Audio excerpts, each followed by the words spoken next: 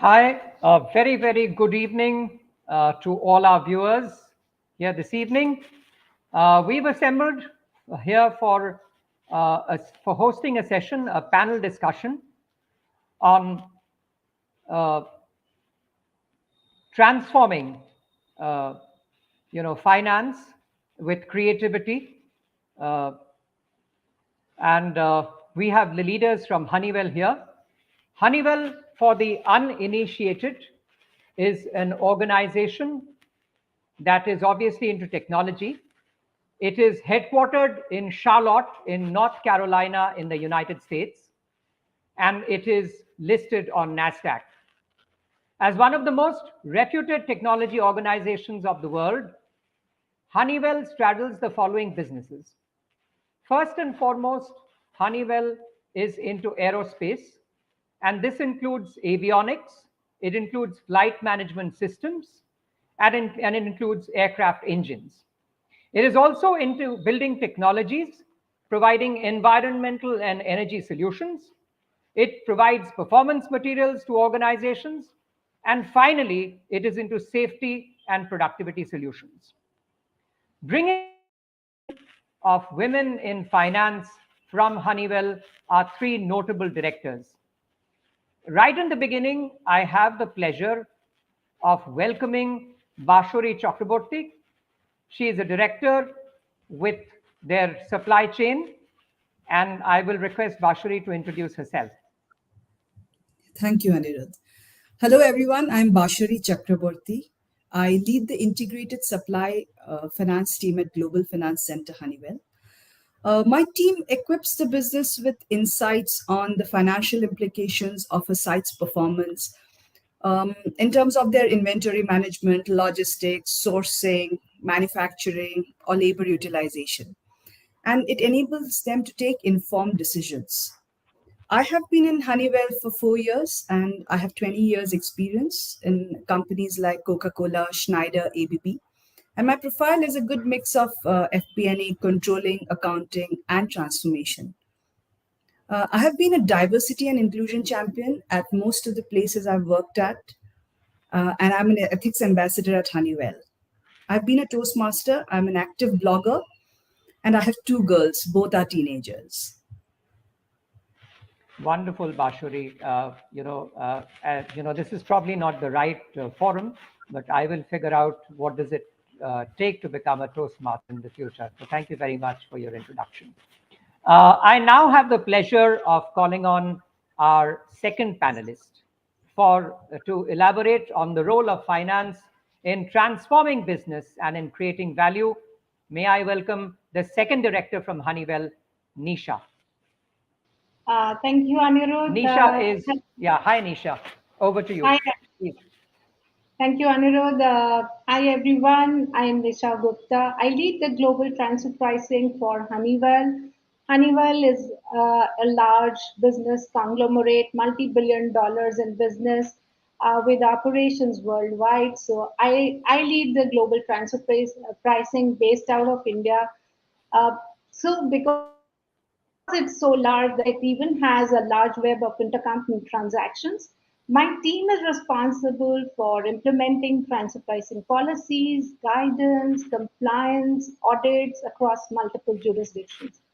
A natural questions that you can ask me is what is transfer pricing? What is intercompany transactions? So it's when two Honeywell entities undertake a transactions, which could be within a country or cross jurisdictions, then there comes in transfer pricing. So these transactions need to be governed by policies and principles. That is what my team works at along with the business. In Honeywell for 15 years, I've had a rich experience working on tax matters. I started my career at Honeywell for looking after India tax. A couple of years back, my manager entrusted me with this global role, and I thought, how will I manage it?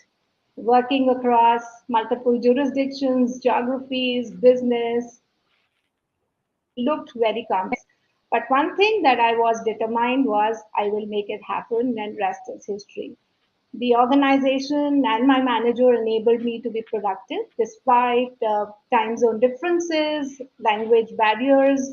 Uh, this role actually has helped me learn a lot about cultures, about people, deeper understanding of the business. Overall, I have about 25 plus years of experience. Worked before Honeywell, I worked in Big Four organizations. By qualification, I am a science graduate and then did my chartered accountancy. Blessed with two kids, they both are at university. Wonderful, Nisha. I think that was absolutely great. I think kudos to you for actually heading the function sitting out of India, and managing several geographies, including the headquarters, which is the United States. So that's one. The second thing, which I think the organization needs to be applauded for, is for offering you the role, because going back and wearing my HR hat, from a gender diversity and inclusion standpoint, one of the things that happens oftentimes with women leaders is they do put up their hands, but they do not necessarily always get the support. So it's truly kudos to Honeywell management and your leader, whosoever that person was, that support was provided, and you are here. So thank you very much, and welcome to the show. Our third leader and our third director here, she leads digital transformation in Honeywell, is Padma. So Padma, welcome to the show, and I'd request you to introduce yourself.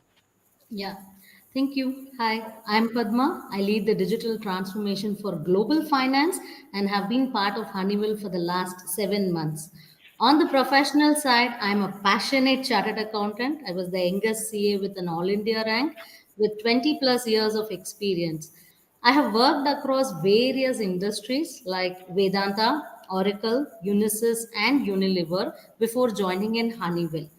I operated multiple roles in global finance, be it be operations, audit, or transformation.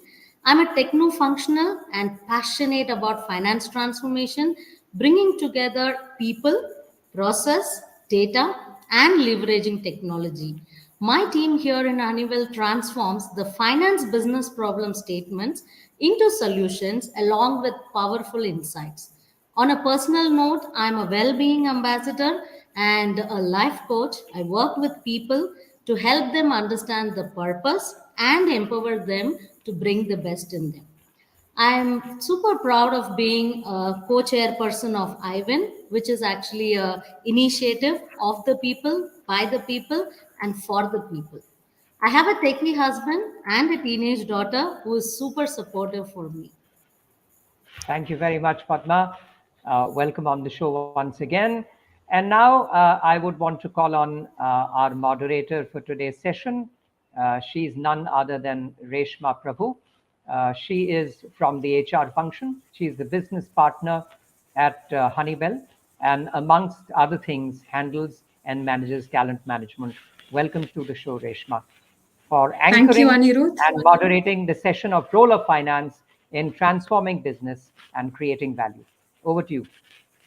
Thank you, Aniruddha. Like Aniruddha mentioned, I partner with this organization, Honeywell's Global Finance Center, based in Bangalore, from human resources and all things talent. I'm very excited to be talking to Nisha, Bashari, and Padma on these topics. Today, we're talking about finance transformation, finance business partnership, and of course, finance careers. And I know these topics are very close to them. So let's get started. Now, while we got quite a bit of a flavor of the different finance domains at Honeywell, when we heard, all of you talk about your respective portfolios, I want to start us off with what is the landscape of the finance roles at Honeywell? And Nisha, I come to you. You've worked at Honeywell for more than a decade now, so it would be most fitting to have you start us off on that. Yeah, so thank you for that question, Reshma. At Honeywell Finance, this finance is not a word. We have huge amount of domains with good career opportunities, and they are in business planning, controllership, investor relations, supply chain, business finance, purchase to pay, customer to cash, treasury, tax, corporate audit, digital transformation. Opportunities are abundant. Diversity is the heartland of Honeywell, whether it's being its business or its people or in the opportunities. Talent development and growth is most important for us, so it's important, and our leaders actually help us say develop opportunities for our teams to be in different domains within the finance organization. As I said, the beauty is in the diversity that Honeywell brings to finance professionals in working across multiple businesses and culture. At Honeywell, we say that East meets West and West meets East, East through its diversity of people and cultures. Uh, we have one of the largest populations of finance in the country in India, and so that means there are huge abundant opportunities in India where we as finance professionals actually support large businesses across the world in from our various locations out of India. Thank you, Nisha, for laying it out so well. India is definitely an important geography for Honeywell in terms of how finance teams are placed. So let's now get a little deeper into the value that all these professionals drive. And Vashi, I come to you for that. The supply chain finance team works in a global setup and they're quite well equipped in terms of business acumen. Can you talk to us about that? How what do they do to partner shoulder to shoulder with business? Sure, Reshma. We work in a global setup, and Honeywell is a conglomerate. So, of course, there is a lot of exposure to the various businesses, Honeywell businesses, which ranges from personal protective equipment, chemicals, refinery setups, and cockpit systems. These businesses operate on various business models: product, project, service. So there is immense learning through getting a chance to work on each type. And what makes the job more interesting is the exposure to various individuals and their cultures across the world. So, just keeping aside these 2 years of pandemic, our teams have traveled to Honeywell sites globally. They have worked on projects involving various functions like manufacturing, logistics, quality, and they have been evolving into seasoned finance professionals. They can look at a problem from multiple dimensions and solution it using up to date tools and technologies. I'll give you a recent example. We saw that for a particular business, the days of inventory was rising. So we quickly got into a slice and dice of the total inventory, reasons why a particular set is slow moving. So we used tools to pull data from our data warehouse. We blended it well and presented the insights in a live Tableau dashboard.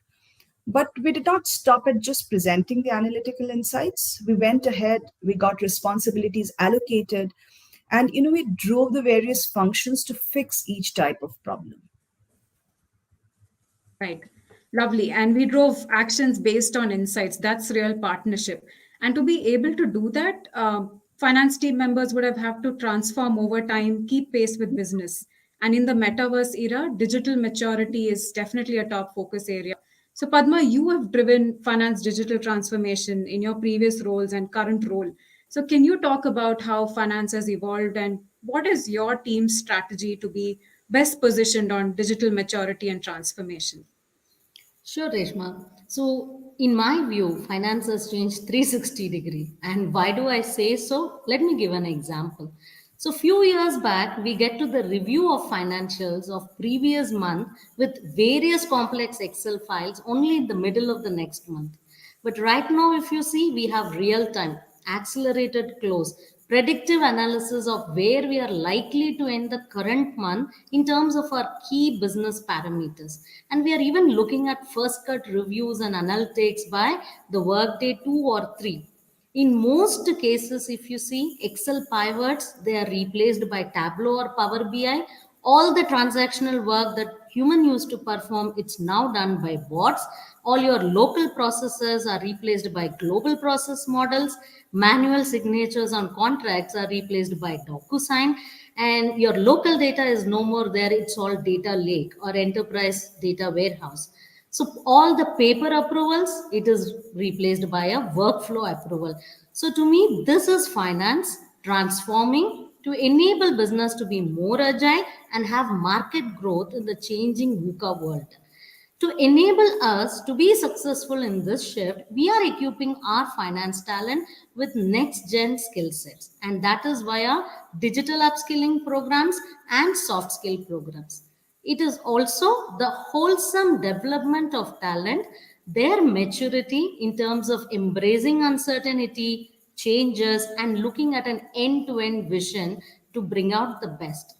So, from my external in perspective, when I see Honeywell, the digital maturity is really, really good. No, absolutely. Um, I would say continuously working on skill sets as finance evolves is definitely the way to go. And so, Pashti, I come back to you. From a finance supply chain perspective, how is your team responding to adopting digital maturity? We just heard from Padma. Yeah, so I'm completely one with Padma on how the finance function has moved 360 degree. And the greatest enabler for this change has been technology. And today we are at a juncture where contemporary finance has met technological advancement. And finance is using technology to develop self service dashboards to enable business insights. And our teams are not acquiring just the business acumen, they are actually acquiring the technological acumen also to solve problems. And here I again go back to Padma's point of how finance used to spend a lot of time and manual labor to close books. Today we are in a situation where we have been effectively able to use technology to give around the month intelligence on aspects which earlier was visible only on month end. And Reshma, I again, come to an example. You might be familiar with CWIP, capital work in progress, an expenditure on fixed assets which are not yet ready for intended use. So earlier, the CWIP position was visible only post month end after those few days of month end entries and closure. But now we have developed a tracking mechanism for CWIP in various age buckets with the action owner. We also, flag off any item which will turn to aged if not actioned immediately. And since this dashboard has a weekly refresh, it's a good predictive and preventive mechanism, and to all, be it the project owner or even finance. And with this, we've been consciously creating techno functional experts. uh, as Padma mentioned, Honeywell has a very good ecosystem. It has training programs. Plus, there is a community of practices where our people teach and learn from each other. And everyone is learning and trying to apply that learning in their day job with small bite-sized technology, be it making an Alteryx workflow to blend data for an accrual file, or creating a quick BI report to explain, say, purchase price variance. So we have had a good number of examples where a functional person is now a technical whiz kid. Yeah. And learning opportunities aside, really love how your team has demonstrated a growth mindset. I think that's what's taken them ahead. So we spoke about the landscape of finance roles. We spoke about matching up to digital maturity, working on skill sets, and it's very evident that focus on talent development. It seems like a key strategy. So if we double click on that a bit, and Bashti, if you can tell us what has your approach been in, as you've developed the supply chains finance organization, your team basically, because your team spans from university recruits to senior people managers. So how do you work on developing them, making sure they have a good career runway? Uh, yeah, Rishma, at Honeywell, we all strive to build exceptional talent. And in my team, we've been consciously hiring a mix of finance capabilities. We have a mix of people with a background of supply chain finance, commercial finance, controllership, and even finance transformation. And we actively encourage internal talent movement. There are so many examples of people who have grown both vertically and laterally. So when I came into this role a few, some time back, I saw a scope of bettering performance by remodeling the structure and enable more function focus. And all the leaders for these functions came from within the team. There was a person very good with transformation, so we moved her to lead the transformation team. Personally, I feel proud to witness how she has grown. There are several freshers who I see have been doing very well. One of them has taken the responsibility of leading a particular, entire major segment of the annual standard costing exercise, and I must say she has done a fabulous job. Right, right. And love the way your team members have grown leaps and bounds. And career progression is definitely a melting pot of both lateral and vertical progression. We keep seeing that time and again at Honeywell. And I come back to you, Padma. When we look at it from the digital transformation lens, what has your approach been, and how do you position your team best to drive digital transformation? Yeah, so my team is actually new like me because we have just transformed and we have varied skill sets, varied background. But if you see, there is a strong intent to learn and partner business. So my leadership style is more towards people and being collaborative. So I understand about the person behind the name, their experiences, their expertise, and what challenges them so that we convert them into opportunities. Then I set out with my leadership to frame a vision for this global transformation arc and narrowed down to the future fit competency framework. This is critical for us to be successful as transformation team and the way we should be organized to bring the best out of this team. So today, with the help of the gap analysis and individual development plan, we introduce a consolidated training plan with 5 tracks covering finance fundamentals, business acumen, understanding data, technology workshops, and along with leadership soft skills for our team. So I form an open house so that we have more fun and creative based learnings for the team. And I continuously ask my team to reflect back to refine themselves. So that's been the success. Right, and love that holistic approach. What I also want to talk about is, as women leaders, the three of you have forged on in your careers. You've managed expectations, beaten odds, been persistent, balanced priorities, and oftentimes I can imagine with the help of mentors, coaches, managers, your peers. Would be good to hear a little bit more from you on that, and also how do you pay it back? And maybe Bashi, you could talk to us about that. You actively mentor individuals both within outside of Honeywell, so you can talk to us about what works.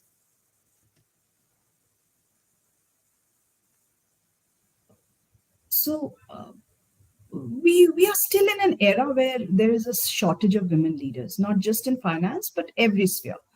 And unless we support our women recruits to grow by giving them a safe space, mentoring them during times of crisis, we will not be seeing a lot of women mature to leadership. And I here I quote Indra Nui. She famously said that career clock and the biological clock are in total conflict with each other.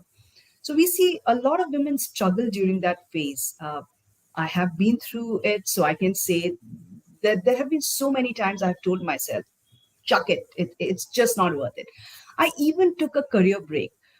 So as a fellow working woman, I try to give space to my women team members, some flexibility, guide them on what else they can do to up their career chances.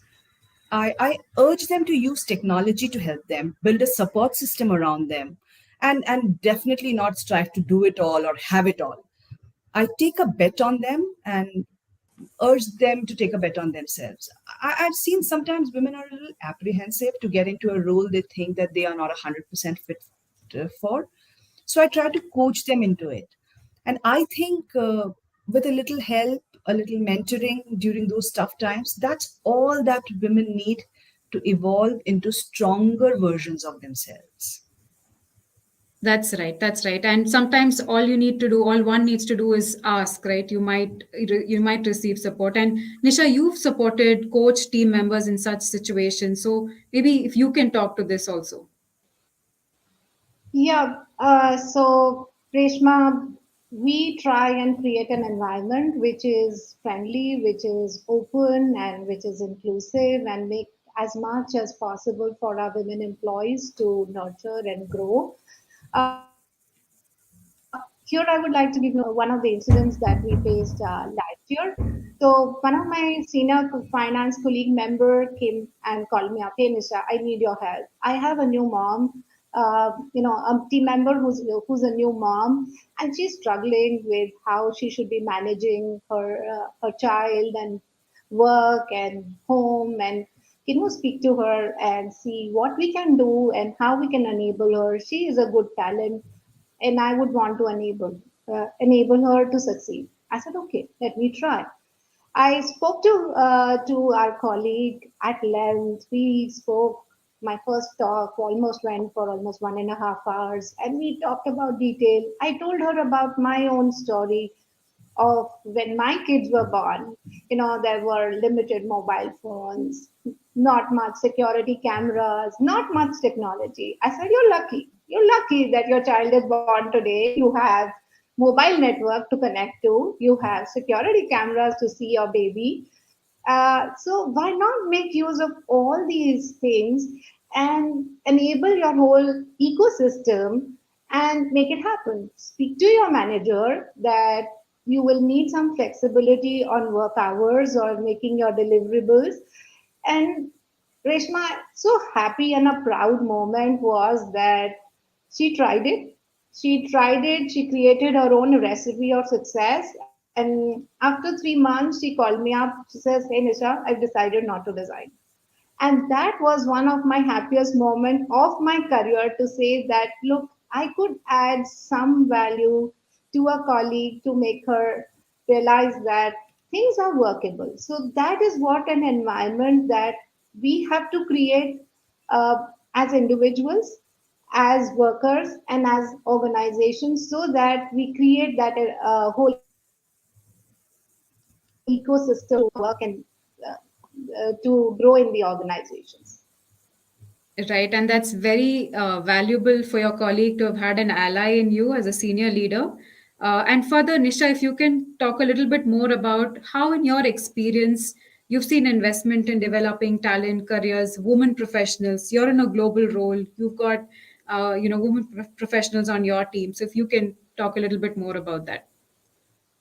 Yeah, so Reshma, I'm in a global role, and by design, I have team members in multiple geographies. Coincidentally and fortunately for me, I have all women group, all women team members in my group, and time zones, language is never a barrier. Some of us, some of my team members used to think that English is not my native language. How will I work? But we found our own ways of managing it and get out ourselves out of the cocoon. And last 3 years, I can say proudly, working perfectly well. Uh, as mentioned earlier, that India is a large geography for us. We have forums here in India which work on talent development of our finance people. These initiatives are supported by our global CFO, and they are mentored by his staff, so that we enable growth and development of our talent. We try to make sure that there is cross pollination of talent in various roles and various domains, and this becomes a priority, and that is why it works like different hues of rainbow into our finance talent. As Honeywell operates in multiple geographies, we also try and pollinate our talent to multiple geographies. Very recently, Reshma, uh, we could actually send one of our bright women, young talent to US for a growth opportunity, and I hear that she's doing very well.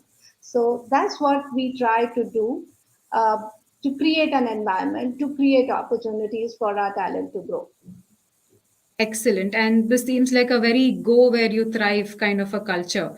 And we know that along with, an employee's own sense of ownership, it often takes leadership encouragement and investment also to enable that. So Padma, we heard from you, on your approach on developing talent overall, your focus on your teams, how about women professionals? How should one approach one's career? What advice do you have? Actually, Reshma, on the women talent and being a woman myself, I must state that it is not easy. It is not at all easy for a woman to continue and pursue her passion throughout, because as women we constantly juggles and wears multiple hats. So we want to be a good mother, wife, sister, daughter, daughter-in-law, friend, and also a very good employee. So there is also a conscious and an unconscious bias from the society. But that said, it is possible if a woman can actually win over her inner game and an outer game. So in my case, I'm marching in my 21st year of career without a break, handling all these above roles, but constantly working on myself. And I must say that as a woman, I have created a circle for me to be able to connect to someone, get a different perspective, alter certain courses during the career, and show resilience and staying power. In all my life coach sessions and mentoring sessions, I support women and encourage them to show resilience and march ahead against all odds. Right. And maybe if you could talk a little bit more about how does one build resilience? How do we stay resilient? What has worked for you in your experience? Sure. So what worked for me is actually to manage your energies, right? So I put it into inner game and an outer game.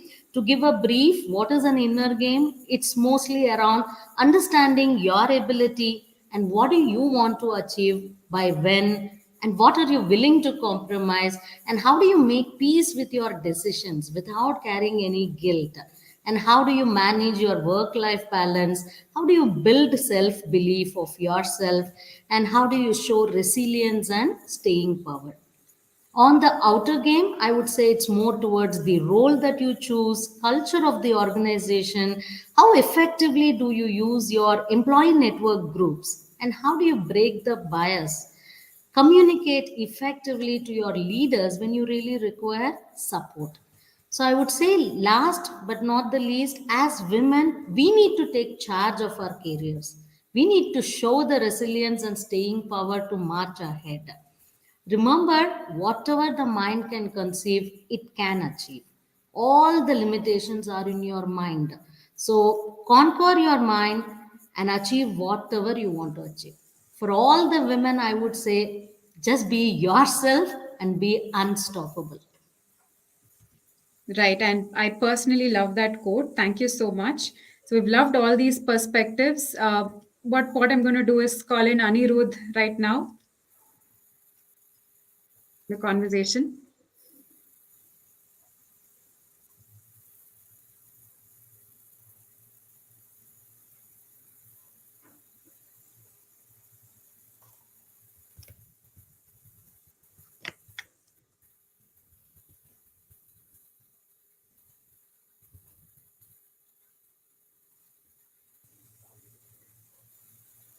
I think Anirudh, we're not able to hear you yet. Thank you for pointing that out, Reshma. Apologies to the audience for that.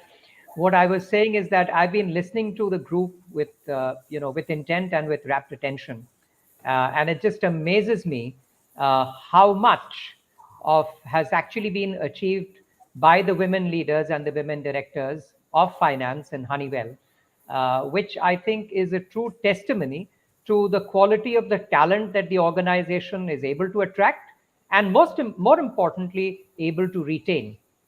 Because as an HR professional, Reshma, I'm sure you'll agree that attracting is only part of the challenge.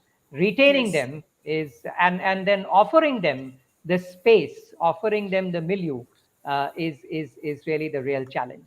So I think there is merit in trying to sort of summarize the various things that we heard from each of the three panelists. First and foremost, to my mind, what is clearly what's come out clearly is that opportunities in the finance function at Honeywell is really abundant.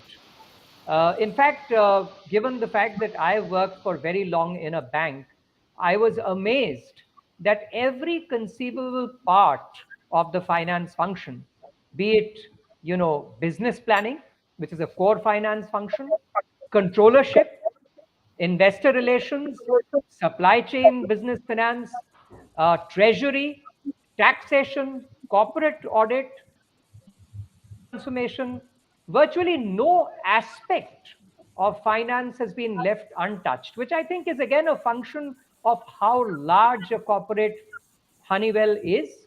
And obviously, each of these verticals are taken very, very seriously. And I'm sure lots of active work is happening in all of them. So I think the first concluding point or the first summary for me and for a group is, uh, you know, how deep and how large and how abundant are the opportunities in the finance function in Honeywell. So that's first. The second thing is, I think, today in today's leading, companies, uh, one thing is very clear: the finance leader is often also the chief operating officer. The finance professional often doubles up as the COO.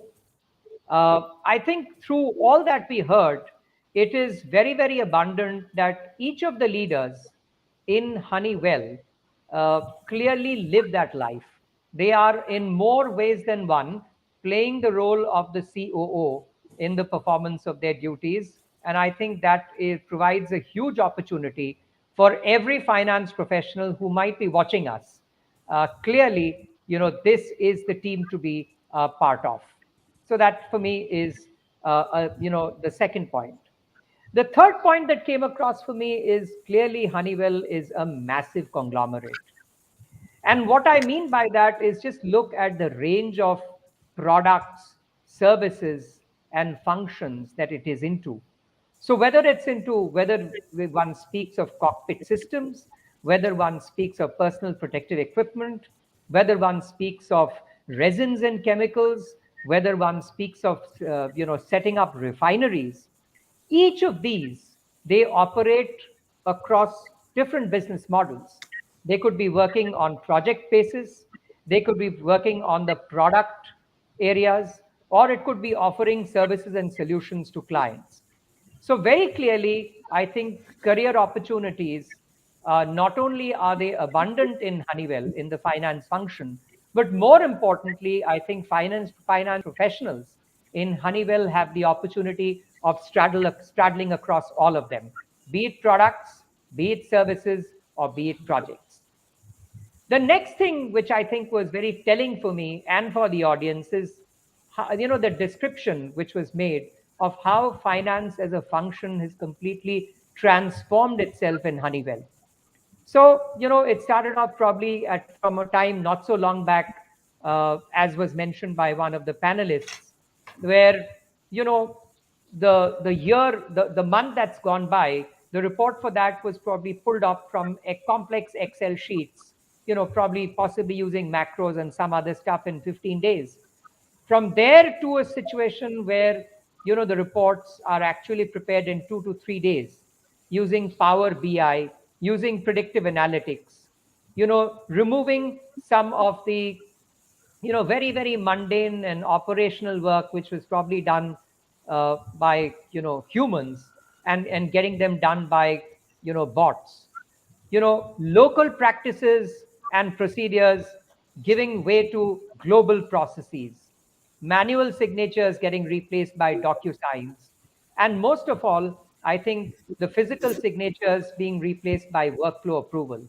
Clearly, with that description, and given that I do remember each of these points rather well, uh, the finance function in Honeywell is in more ways than one, definitely transforming the business and creating value on an everyday basis.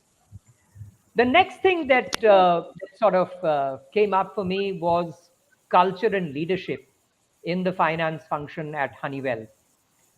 It came across that the culture is highly collaborative and is completely geared towards people. One of the panelists made a mention that a gap analysis is framed and the training needs are assessed across finance fundamentals, across helping people develop business acumen, about understanding data, about getting familiar and getting adept, and then finally mastering technology. And last but not the least, in developing leadership skills and other soft skills. Now that for me provides the most comprehensive, coverage of development of an individual or a professional, not just a finance professional. And I think kudos to you, Reshma, in the HR function in Honeywell, and of course to all the finance leaders and the template that they've drawn up. Because I could really think that one can be better than this. And over and above that, I heard about the use of individual development plans, which are called IDPs in most organizations. The use of open houses, town halls, career consultations, all of this helping employees to reflect on their careers and setting them on the growth path. Finally, we come back to the area of gender diversity, and it might not gladden many hearts if I pointed out, and this is based on McKinsey reports, that the total number of women professionals that we have in the organized sector in India, not so long ago, partially thanks to or attributable to the pandemic, has actually dropped a shade below Saudi Arabia. Now you would be astounded, but it is true. So I think it's great, whatever is happening in the finance function as far as gender diversity in Honeywell is concerned. But some of the things that I've heard being stated, which is supporting them, mentoring them, giving them a safe space to grow in their careers, and taking a bet on them and urging them to take a bet on their careers, and evolving them, help evolve them into being the best possible versions of what they can be, I think is just great news for the finance function in Honeywell. So I think this is what I would like to conclude with. I think I will just take a minute to see whether we have some comments from our audience, and maybe we can pick up one or two questions if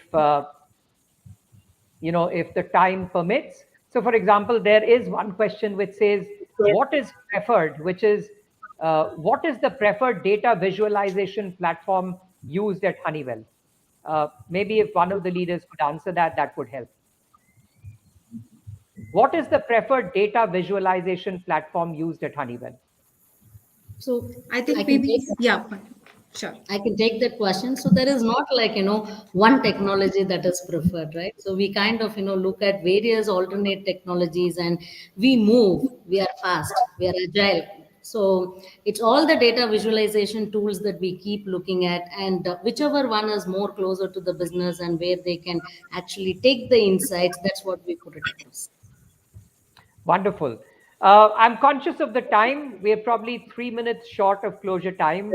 But given that there aren't too many other questions, relevant questions for our audience, I would like to thank each of the leaders, each of the directors, uh, Padma, Nisha, and Bashari, as well as Reshma, for being here and for enlightening the audience on a truly wonderful session on the role of finance in uh, you know creating value and in transforming the business. Thank you all very, very much for being here. Thank you very much. Thanks a lot. Thank Thanks you. for Thank having you. us, Aniruddha. Thank you. Thank you Have a very good much. day. Bye, everyone.